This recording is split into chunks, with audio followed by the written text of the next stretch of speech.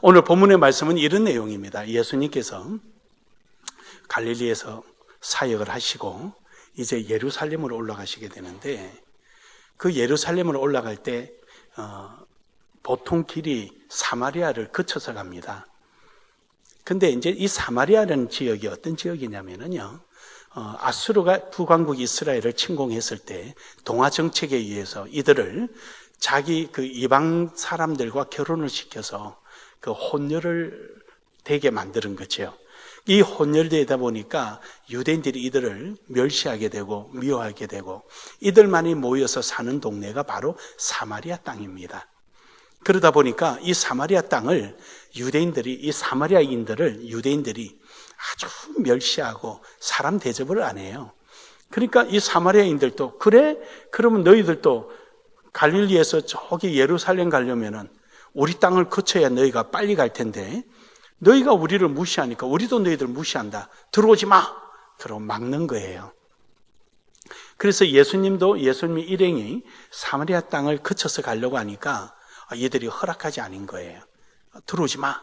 그러니까 어쩔 수 없이 이제 삥 돌아가는 거죠. 돌아서 이제 올라가시게 되는데, 왜 이렇게 예수님이 이제 올라가시느냐? 여러분들은 오늘 본문 말씀을 세 종류의 사람이 나오는데, 이 세 종류의 사람을 대한 예수님의 답변을 이해하기 위해서는 51절을 여러분이 이해를 하셔야 돼요. 51절 한번 봅니다. 9장 51절 다 같이 시작. 예수께서 성천하실 기약이 참음에 예루살렘을 향하여 올라가기로 굳게 결심하고, 이게 상당히 중요한 그 의미가 있는 거예요. 우리 51절 한 번 더 읽겠습니다. 시작. 예수께서 성천하실 기약이 차감해 예루살렘을 향하여 올라가기로 굳게 결심하고. 이 51절의 내용을 전 이해적 사고를 가져야 오늘 본문 말씀에 나오는 세 종류의 사람의 상황을 여러분들이 쉽게 이해를 하실 수가 있습니다. 이제 예수님께서 그 사마리아 땅에 못 들어가게 하니까, 피하게 되니까 요한과 야고보가 화가 난 거예요. 하늘에서 불을 내려서 저들을 한번 쳐버릴까요? 아주 자기가 엄청난 능력이 있는 것처럼. 그러니까 예수님께서 그러면 안 돼. 그리고 잠재우고 이제 돌아가시게 됩니다. 우리는 가끔 그럴 때가 있어요. 이렇게 할 수 있는 일들이든 못하던 일이든 우리는 내 기분에 의해서, 내 생각과 내 감정에 의해서 행동할 때가 종종 있습니다. 근데 그것이 나에게 국한된 일이라면 그렇게 크게 문제되지는 않습니다. 하지만 그것이 하나님의 일이라면 우리는 크게 거르치게 된다는 사실입니다. 그래서 오늘 여러분과 제가 이러한 하나님의 일에 대하여, 하나님의 뜻을 위하여 부름받은 여러분과 저는 내 감정이나 내 생각보다는 오직 주만 따르는 이런 훈련이 우리에게 필요한 것입니다. 경건이라는 게 무엇입니까? 물론 성경도 읽고 기도도 하고 근신하고 자제를 가지고 이런 다 근신이죠. 하지만 경건의 훈련이죠. 그러나 이거보다 더 중요한, 결국 경건의 종착지는 어디냐? 주님을 따르는 데 있는 것입니다. 그러므로 오늘 여러분과 저는 우리 4월달이 주제가 사명이거든요. 그래서 우리 부활절 설교도 이 사명에 맞춰서 설교했고, 오늘도 이 사명이란 주제에 근거하여서 주만 따르자라는 제목으로 함께 은혜를 나누기를 원합니다. 우리 한번 인사합시다. 주만 따릅시다. 주만 따릅시다. 예. 내 감정 따르지 말고, 내 감정이나 내 생각이나 이런 거 따르지 말고 우리 주만 따르는 거예요. 오늘 본문 말씀을 통하여서 첫 번째로 우리가 가져야 될 것은 헌신하는 마음으로 주를 따라야 합니다.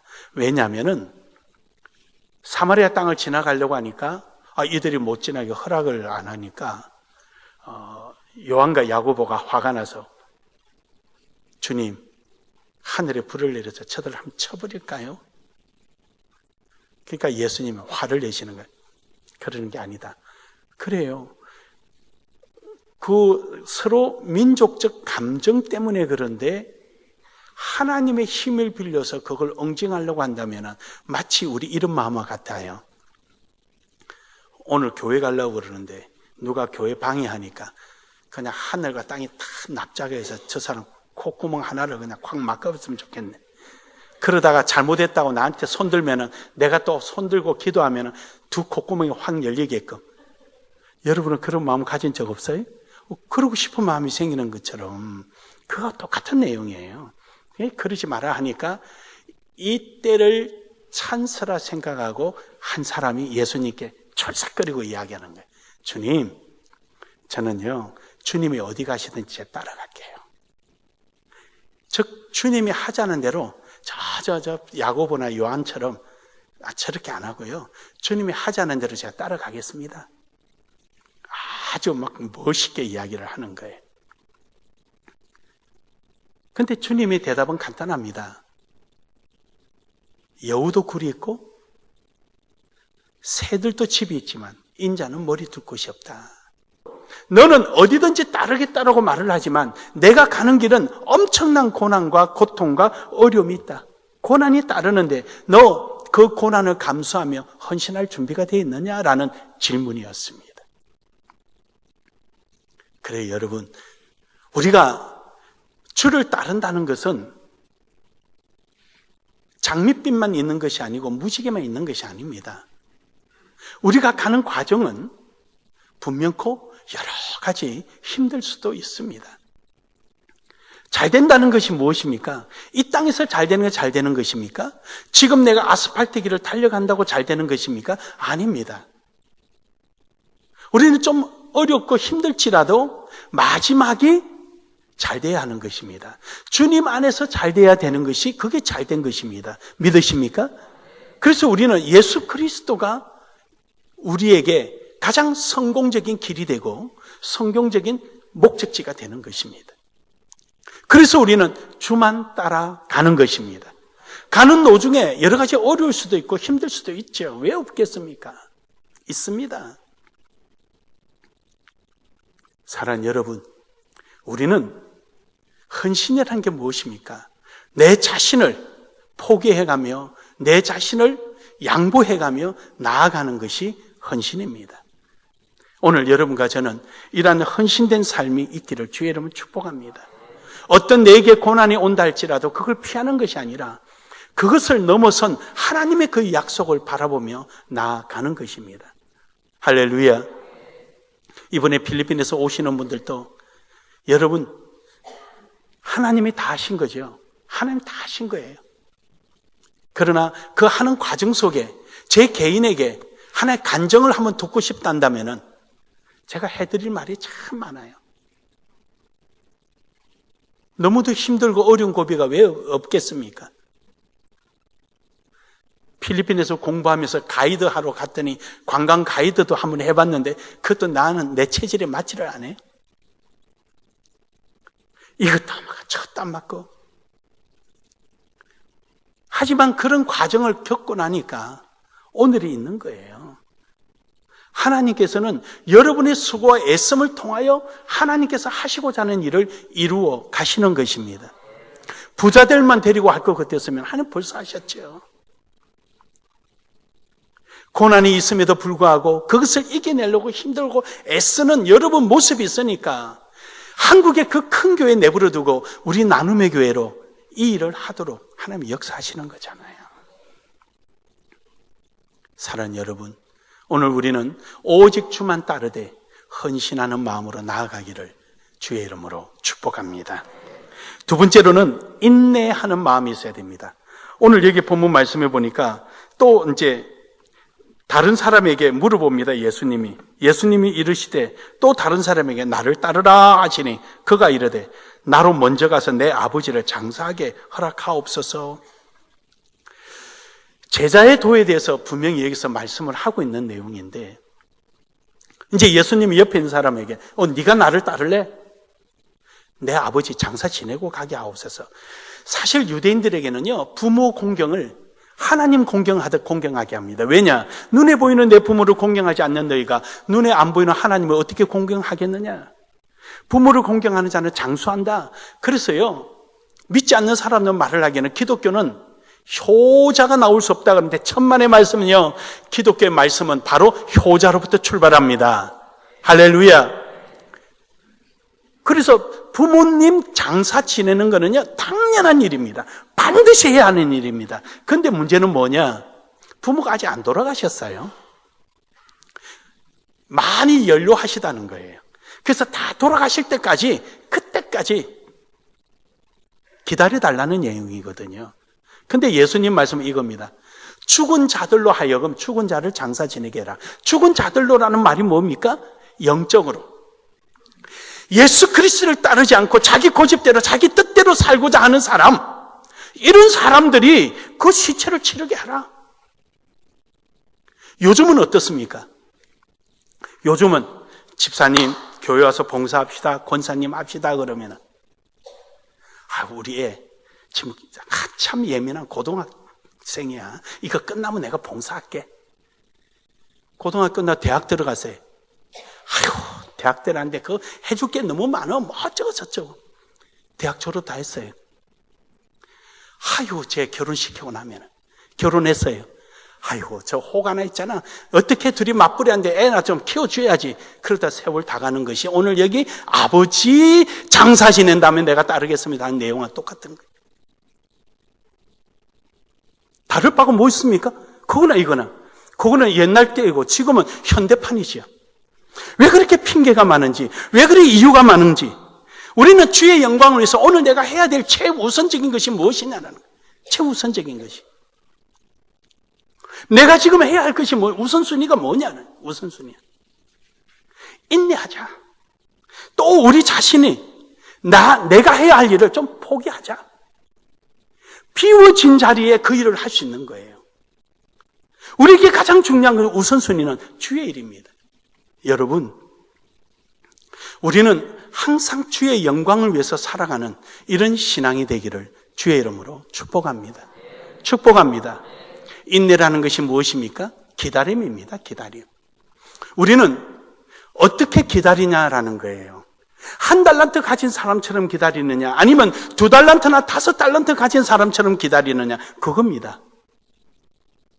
우리는 주님 오시는 그날을 기다리고 있는 사람들이에요. 1달란트 가진 사람은 밑에 묻어놓고 그냥 앉아서 기다리는 거예요. 2달란트나 5달란트 가진 사람은 그 2달란트와 5달란트를 가지고 오실 주님을 위하여 기다리고 있는 거예요. 오늘 여러분의 인생을 여러분은 어떻게 하고 있습니까? 여러분 자신을 위해서 그냥 가만히 있는 상태에서 주님 오시는 날을 기다립니까? 아니면은 여러분이 할 수 있는 모든 것을 동원하여서 주님의 영광을 위하여 기다리고 있습니까? 결과는 분명히 다를 것입니다. 인내라는 것, 기다림이거든요. 기다림.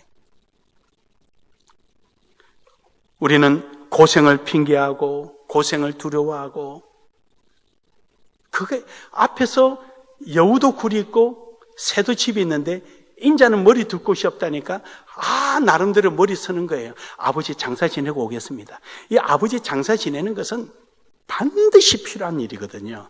이는 자식으로서 반드시 해야 할 일이니까 이런 핑계를 대서 자기가 이야기하는 거예요. 언제 오려고?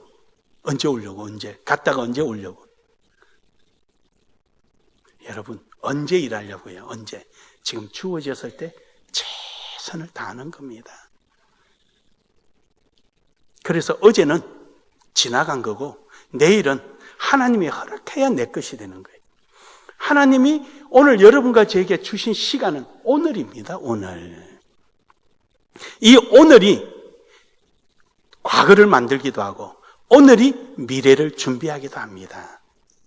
오늘 여러분이 어떻게 살았냐가 영원히 지워지지 않고 고칠 수도 없는 과거가 되고요. 오늘 여러분이 어떻게 준비했냐에 따라서 다가오는 미래를 100%, 200%, 300% 효과 있게 맞이할 수도 있는 것입니다. 우리는 우선순위가 뭐냐? 바로 오늘 내게 주어진 이 순간, 나를 필요로 하는 이 순간 주님 앞에 드려지는 것입니다. 사랑하는 여러분, 오늘도 여러분과 제 속에 이러한 인내하는 마음으로 오늘도 최선을 다하는 믿음의 삶이 되기를 주의 이름으로 축복합니다. 마지막 세 번째로는 오직 한 마음으로 가야 된다는 겁니다. 그러자 오늘 60절에 보면은요, 61절에 보면 또 다른 사람이 이르되, 처음에 있는 사람이 야고보와 요한의 모습을 보고 주님, 묻지도 않는데 주님 어디든지 내가 따라가겠습니다 이랬거든요. 근데 두 번째 사람은 주님이 물으셨어요. 너는 어떻게 할래? 하니까 아이가 고난이 올 걸 겁나고 이러니까 아버지 장사 지내고 오겠다고 이야기하잖아요. 그러고 나서 세 번째가 이것도 저것도 딱 중간쯤 생각하고 철삭거리고 나와서 이야기합니다. 주님, 주여 내가 주를 따르겠나이다마는 안 따른다는 얘기가 아니에요. 하겠다는 얘기예요. 합니다. 그런데 나로 먼저 가서 가족들에게 인사 좀 하고 오게 하옵소서. 가겠다는 거예요. 가겠다. 그런데 인사 좀 하게 하옵소서. 여러분, 인사하러 가는 게 요즘 휴대폰이 있으면 나 간다 이러면 되고, KTX가 있어서 쏙 가면 되지만 이때는 보통 아니잖아요. 또 뿐만 아니라 인사하러 간다는 게 뭡니까? 온 가족이 다 모일 때까지 기다려야 되고요. 이것은 또 핑계 중에 핑계입니다. 즉 이것은 두 마음을 품은 겁니다. 따라도 가는 게 맞은 것 같고 체면상 가자니 고생스럽고 힘들고 안 가자니 그렇고, 그래서 핑계 잡은 게 아버지 돌아가실 때까지 기다린 건 너무 길고 나 얼른 가서 인사만 하고 올게요. 요 핑계 대려고 하는 거예요. 핑계 대는 사람은요, 핑계는 핑계를 꼬리에 꼬리를 무는 겁니다. 핑계 한 번 대는 사람은 계속 핑계거리를 만들어집니다. 개 눈에는 뭐만 보인다듯이 핑계거리만 자꾸 보이는 거예요. 생각이 나고. 그래서 예수님께서 쟁기를 잡고 뒤로 돌아보는 사람은 합당치 않다. 어디에? 하늘나라에 합당치 않다. 베세메스로 가는 암소가 새끼가 엄매하고 울잖아요. 얼마나 고통스럽겠어요. 저는 여자가 아니라서 잘 몰라요. 근데 생리학에 이런 게 나와요. 산모는 아기 울음소리를 듣는 순간 젖이 돈다라고 말해요. 짐승도 마찬가지입니다. 짐승이 애미를 부르는 소리가 날 때 젖이 돌아요. 그러니까 그거는 뭘 말하냐? 본능적으로 이 암소가 새끼한테 달려가고 싶고 내가 여기 있다라고 고함 지르고 싶은 마음이 얼마나 크겠습니까? 그럼에도 불구하고 메세베스로 가는 이 암소는 끝까지 묵묵히 눈물을 흘리며 갑니다. 예수님께서 우리에게 제자의 도에 대해서 말씀해 주신 내용이 누가복음에서 말씀하시기를 두 마음을 품지 마라. 우리는 오로지 예수 그리스도만 바라보고 나아가는 것입니다. 그 위에는 이것도 저것도 갖지 말라는 것입니다. 두 주인을 섬기는 사람치고 올바르게 충성과 헌신을 하는 사람은 없습니다.